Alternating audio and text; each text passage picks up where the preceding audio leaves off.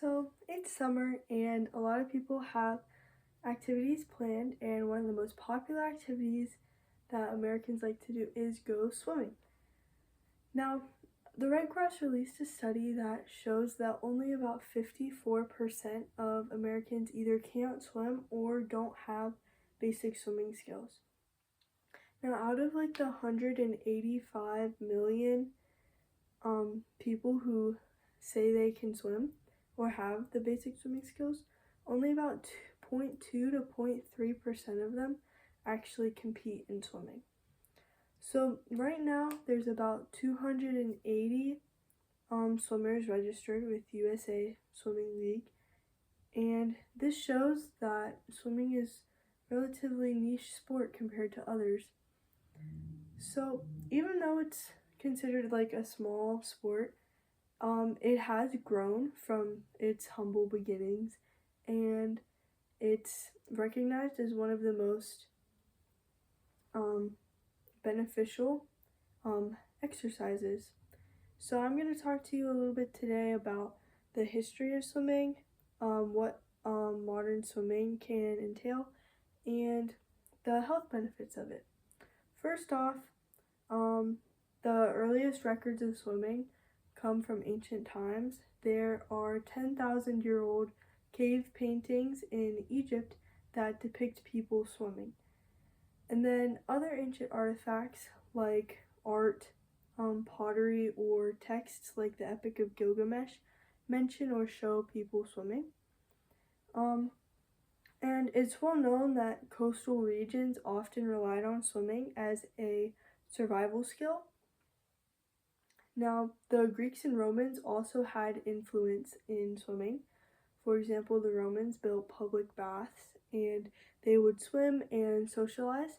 And the Greeks actually did this as well, but they also had forms of training through swimming, and they added swimming into their 776 BC Olympics. Now, fast forward to the 19th century, the first swimming competitions were held by the National Swimming Society that was organized and established in London. They held their first competitions in 1837, and around this time as well, Australia started having competitions. And what was interesting about them was that they allowed women to compete. Other countries deemed it inappropriate for them to compete, and Australia did not just have it as a men-only sport. They also held the first swimming championships in 1846, so about 9 years later.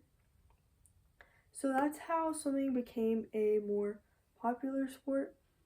Now I'm going to talk a little bit about the equipment used in swimming today. First up, we have some goggles. You can use just the cheap dollar store goggles. They're easy to replace. They are cheap. They do break easier, but they do their job, and you can see underwater with them. You can get more advanced goggles. So like these ones have mirrored lenses and a tint on the inside, which is helpful for if you're swimming outside in the sun. They also have a bungee cord, which is nice. There are also rubber cords that you can get for them. These are a better high quality goggles. When you're diving in the pool, they won't fall off your face, and they don't get as foggy as cheaper goggles. The next piece of equipment is often used. It's a swim cap. Now, if you're competing for a swim team, they will give you a team cap. For example, a high school team cap or a club team cap with the mascot.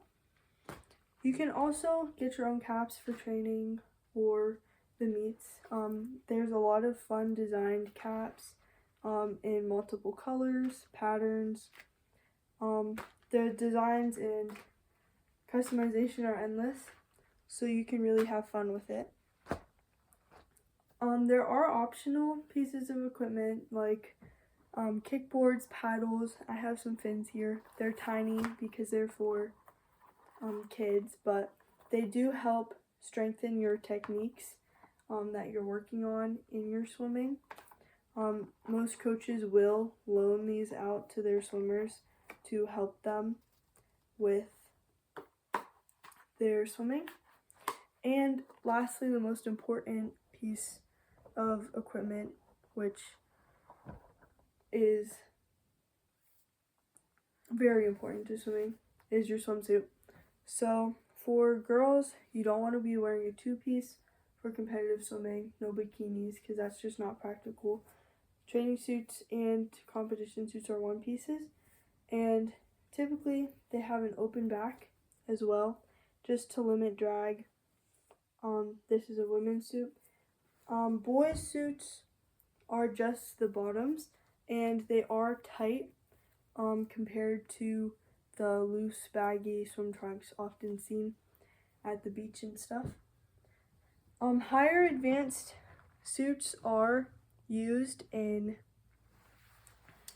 better competitions. These are tech suits, for example.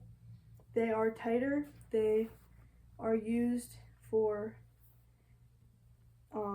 competitions like states. The Olympians use them. You typically buy them a size or two smaller, just so you can really limit the drag. They are very smooth and they do cover more. They also have open backs as well, though you can get them with closed backs.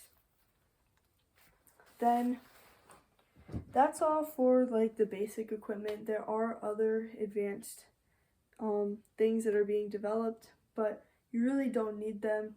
Just go out and practice and you'll become a better swimmer. In the meets, this is their competitions. They're called meets. They are similar to track meets. You're swimming your own race. You're trying to beat the people in the race, but you're also trying to beat your best time and become a better swimmer. So in the swim meets, they're exhibiting all 4 strokes, so butterfly, backstroke, breaststroke, and freestyle. The length that you're swimming is dependent on your event and what you want to swim. So you could swim the shortest race ever, like a 50-yard freestyle, or you could swim the longest, hardest race, like a 500 butterfly or something like that.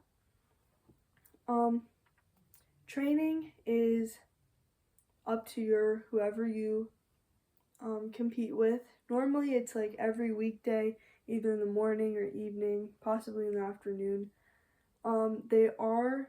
You can train on the weekends. I wouldn't prefer that. You do need rest days. You don't want to burn yourself out by going hard every single day. It is important that you put your best effort into practice though. Different age groups and skill levels are also considered in practices.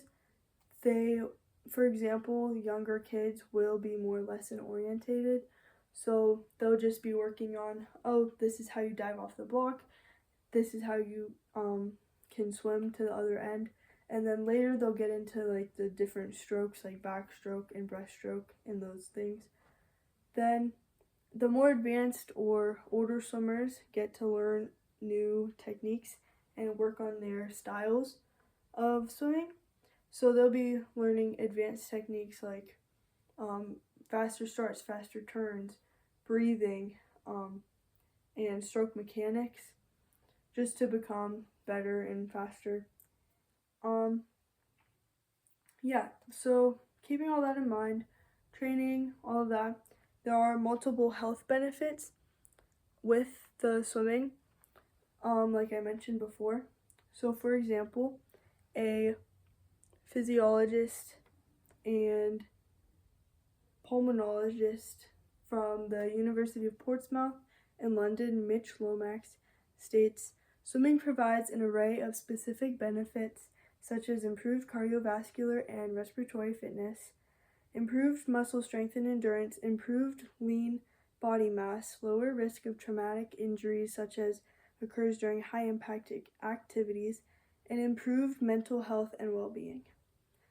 So this shows how wide-ranged the health benefits of swimming are a big one that I learned about when I was younger was you get to improve your lung capacity and cardiac muscle. So, since you're in the water, you can't breathe as easily as you do on land. You're gonna have to lift your head up, take a breath, and keep swimming while your heart rate is increasing while you're holding your breath. So, that helps you get control of your body and your breathing, and it gives you more endurance that way. And swimming just provides an all-over body workout, while some sports focus on you need your arm strength, your leg strength. Swimming, you need all of that. You need arm strength, leg strength. You work your back muscles, your core, your glutes, everything, because you're gonna need it in the water. Yeah, and that's just a few of the health benefits that it can give. It also is used to be a relaxation technique. People like to go and swim laps, and it calms them down. And that's some of the health benefits. Through all this, I've told you some of the history of swimming, how the equipment is used, and the how competitive swimming works, and some of the health benefits that it gives you. So next time you're at a pool or you're at a swim meet, take a moment to think about how far swimming has come and how much it benefits you to go swimming. And if you haven't started swimming, now's the time. And if you're already swimming, keep it up.